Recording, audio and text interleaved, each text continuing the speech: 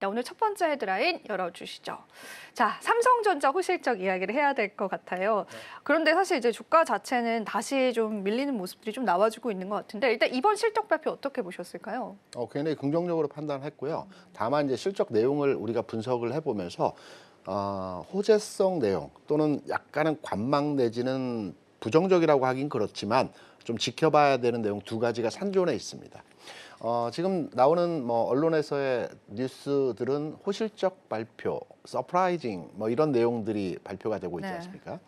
두 가지 관점으로 제가 해석을 해드리겠습니다. 삼성전자의 예상치 상회 실적에 대해서 먼저 말씀을 드리고요. 두 번째는 반도체에 대한 전체적인 흐름에 대해서 말씀을 드릴게요. 일단 최근에서의 삼성전자의 영업이익단에서의 4분기간의 흐름을 보게 되면 10조 원, 9조 원, 6조 원, 6조 6천억을 이번에 달성을 했습니다. 매출은 77조 내외의 매출을 기록했고요. 이번에는 79조 원의 매출을, 그러니까 최근 내에서의 평균 매출 수준 대비해서 약간 상회하는 매출을 보여줬어요. 전체적으로 장사를 그렇게 나쁘게 하지 않았다라는 측면을 해석해 볼 수 있을 거고요. 업황이 안 좋다라는 내용들이 많았지만 매출적 측면에서의 흐름을 판단해 보게 되면 여전하게 반도체 수요에 대한 상향화되는 이런 분위기는 유지되고 있다라고 우리가 해석해 볼 수 있을 겁니다.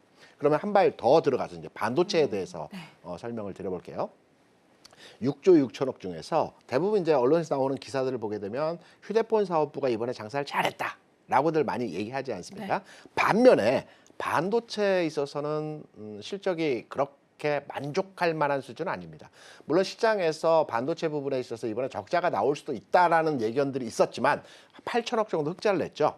그런데 지난 분기, 4분기 실적에서의 반도체 부분에서의 상황을 보게 되면 대략 한 4조 원 정도의 실적을 냈어요. 물론 여기에 이제 그 성과급을 빼게 되면 3조 한 중반 초반 정도 되는 실적이었는데 이 3조 초중반의 실적 대비해서 이번에 8천억이면 이 반도체 부분의 실적이 좀 악화됐다라고 볼 수가 있겠죠. 그러면 첫 번째, 제가 크게 봐서 삼성의 매출과 영업이익단에서의 흐름, 전체적인 숫자적 측면에서는 긍정적으로 진행되고 있는 반면에 반도체 단에서의 상황은 지난 4분기 대비해서 부분 악화되는 상황에서 흐름이 나타났다. 왜 그럴까? 이 부분을 판단해 봐야 되겠죠. 반도체 업황은 그런 대로 지금 좋아지고 있다라고 하는데 왜 1분기 실적에 대한 내용들이 반도체에 대해서는 저조한 형태의 숫자를 보여줬을까? 이 부분을 판단해야 됩니다. 삼성전자에서 지난 연말부터 연초까지 진행되었던 내용이 사업 재편이었습니다. 돈 안 되는 사업에 대해서는 접어버리겠다라고 해서 LED 사업부라든가 기타 파운드리 쪽도 마찬가지고 그동안에 부진했던 사업부들을 과감하게 정리하는 단계에서 비용이 발생을 했습니다. 이 비용 부분이 차감된 부분이라고 볼 수 있겠고요. 또 연구개발, 그러니까 HBM과 관련된 또 2나노 또는 4나노 관련된 부분에 연구개발비가 이번에 투입이 많이 되어서 반도체 부분에 대한 내용들이 지난 분기 대비해서 다 축소되는 현상을 보여줬는데요. JP모건에서도 그렇고 전반의 그 레포트들의 상황에서 판단을 해보게 되면 2분기부터 디램 가격의 상승에 의해서 전체적인 매출단에서의 흐름들은 긍정적으로 진행될 것이라는 판단을 해볼 수 있는 내용들의 기사들이 많이 나오고 있죠. 그러면 전체로 삼성전자를 딱 흐름을 봐서 그럼 삼성전자에 대해서 지금 나온 실적에 대해서 좋게 봐야 되는지 아니면 관망해야 되는 건지 또는 부정적으로 봐야 되는지를 평가를 해보게 되면 당분간의 영역에 있어서는 삼성전자에서는 아주 좋게 보는 관점보다는 조금은 관망하는 측면에서의 흐름으로서의 대응이 필요한 오늘 실적에서의 상황이다. 나쁜 내용은 아니지만 그렇다고 해서 아주 서프라이징한 긍정적인 내용에서의 실적 추구 형태의 발표는 아니었다라고 판단되는 내용에서의 삼성전자 오늘 호실적 관련된 내용으로 해석을 해볼 수 있을 것입니다.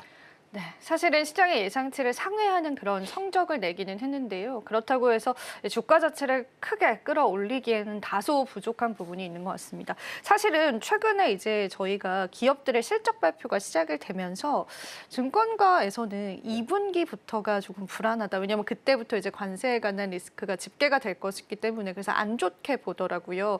근데 삼성전자도 스마트폰을 또 베트남에서 이제 많은 그렇죠. 부품을 조달한다 이런 것들 때문에 오늘의 오늘의 실적이 의미 있다기보다는 앞으로의 실적 전망치가 좀 안 좋아지는 것 같은데 그 리스크는 우리가 어떻게 좀 헤쳐나갈 수 있을까요? 반도체뿐만이 아니고 휴대폰 부분에 네, 있어서 베트남을 중심으로 해서 이쪽에서 많이 생산이 되고 있죠. 이 부분은 미국 수출하고 뭐 여러 국가에 수출하는 단계에서 관세에 대한 그 리스크가 있긴 합니다. 그런데 관세 부분에 대한 내용들은 우리가 현 시점에서 판단해 보게 될 때 이게 항구적으로 갈 수 있는 내용에서의 상황이 아니라고 볼 수가 있겠고요. 어제 같은 경우에도 그 일본의 기시다 총재가 트럼프 대통령과 통화를 하면서 뭐 가시적인 궁극의 그 산물을 내놓지는 못했지만 통화를 했다는 내용으로 인해서 일본 증시가 오늘 뭐 어제는 많이 빠지지만 오늘 네. 강하게 또 급반등의 현상의 모습을 보여주지 않습니까?